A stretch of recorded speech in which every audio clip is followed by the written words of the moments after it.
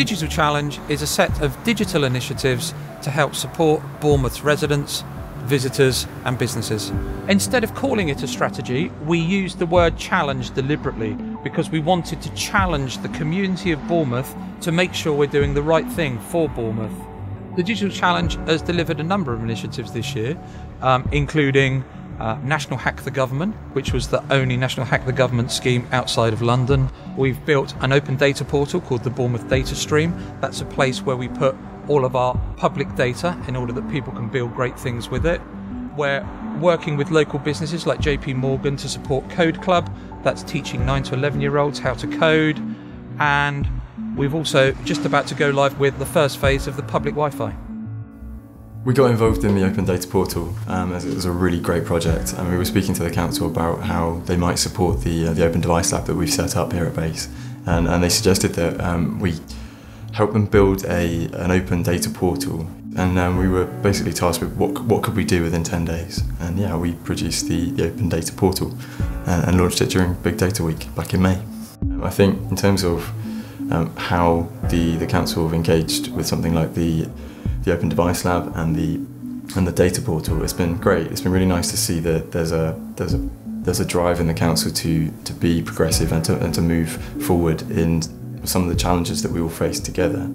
I think in Bournemouth there's a really great developer scene. As all these things, it could be bigger, it could be better. So I think that there's a job for the council potentially to try and join the dots. I think there's a huge desire. There's over 400 agencies, there's some really great in-house teams, there's a lot of freelancers here. And the one thing that we realised was that Bournemouth needed a developer conference. Hack the Government was a really successful event that we ran, and over 50 developers came together to make apps and websites and other things for the community and for Bournemouth based on civic data. There was a app based on beacons that could detect if your child ran away from you at the beach. Fantastic idea.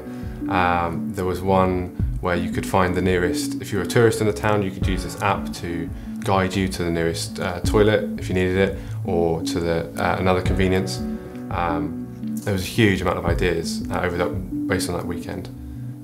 When you say hacking, it's not a bad thing. It's a good thing to make stuff, and it's really lovely to see non-developers coming in and with their children as well, and using new technology and new amazing things to teach and to learn. That's for me is the best part of Hack Bournemouth. I think Hack the Government in Bournemouth was a huge success. Everyone who turned up had a fantastic weekend, and I think everyone there was pleasantly surprised how the council had really done well to bring out all this data for them to use. And I think everyone was excited about the future of data in Bournemouth. One of the initiatives of the Digital Challenge was we wanted to deliver free Wi-Fi for Bournemouth, but we had a number of principles that were really important. It had to be free, there'd be no time restrictions and no cost. The Digital Challenge steering group decided that it had to be in our most public spaces. So we chose, for the first phase, it had to be here in the upper gardens, it's in the square, it's down through the gardens, past the bandstand, down to Pier Approach, at Bournemouth Pier, on the promenade, about 500 metres either side up to the cliff cars, and it's also at Boscombe Pier on either side of the pier there as well. So the reason we decided to choose our most public spaces is that's where we think it would give the most benefit to the people of Bournemouth. We partnered with an organisation called Fusion Wi-Fi to do the installation of the public Wi-Fi network for us.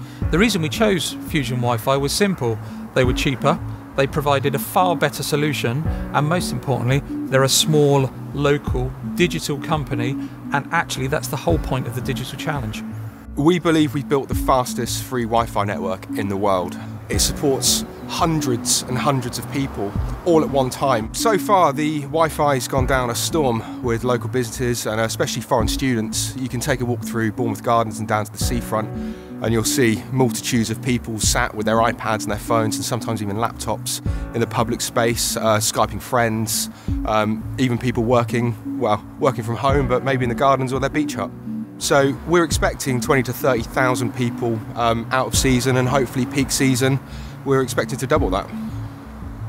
The fact that Bournemouth Council have used Fusion Wi-Fi speaks volumes for what the town is actually doing. We're a small company, we're a start-up, we've been trading less than a year, And for us to go into procurement head-to-head with the likes of BT and Virgin and to be chosen above these guys, you know, it does speak volumes. It's a big message to local companies to say, you know, you can do these things with Bournemouth. The public Wi-Fi project has involved a number of departments right throughout the council. It's involved my IT team and business change team. It's involved corporate comms. It's involved legal and strategic procurement. It's involved the parks team, the seafronts team, the lighting team, the planning team. It was a fabulous example of how we brought all of those teams together to deliver something really quickly. And I must say a big thank you to all of them, because it was a great proactive approach about everybody realising this was great for building a better Bournemouth and just getting it delivered.